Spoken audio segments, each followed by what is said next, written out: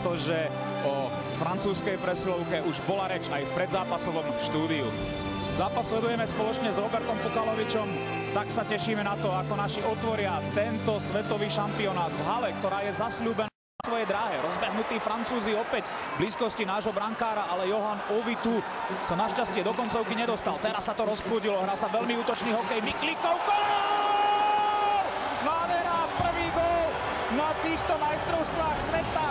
Hlbšie do pásma, do rohu bude sa snažiť zakombinovať, ale nedá sa povedať. Veľmi úspešne dohrali sezónu.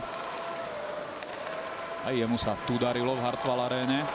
My sa ale dostaneme po dialogovej príležitosti a v zápätí Olvecký. 2-0 pre Slovensko po zásahu aj na... Náš brankár podržal takisto z protiútoku gól, takisto aj toto.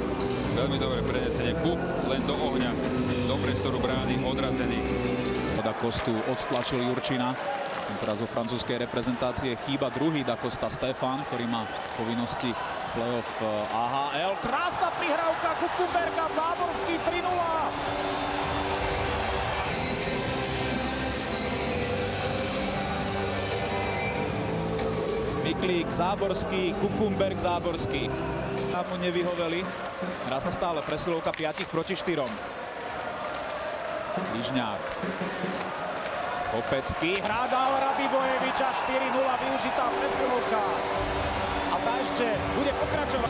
Si pripisuje ďalší gól proti Francúzom, ale zaň sa určite poďakuje Kopeckému, pretože tá jeho prihrávka. Hudáčkovi. Pod brankou je Štimpel. Hudáček si vybral Jurčinu.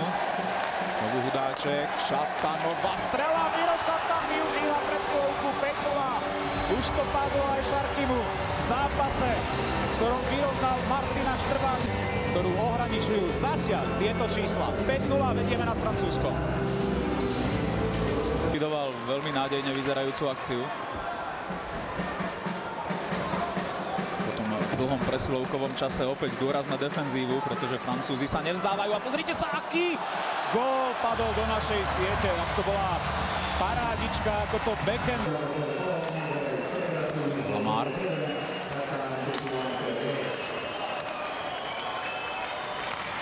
A je tu zníženie na 2-5.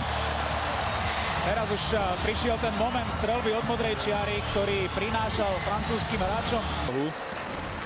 Výborne Andrej Sekera, ktorý vystihol prihrávku a púšťa sa dopredu. Vytvára prečíslenie Sekera.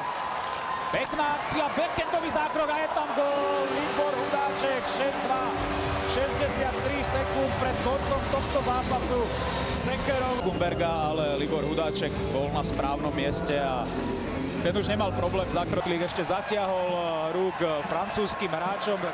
Myslím, že teraz, keby sa nehrali posledné sekundy zápasu, už by rozhodcovia pískali príliš veľa hráčov na ľade, ale nechali to dohrať tak, pretože rozdiel 4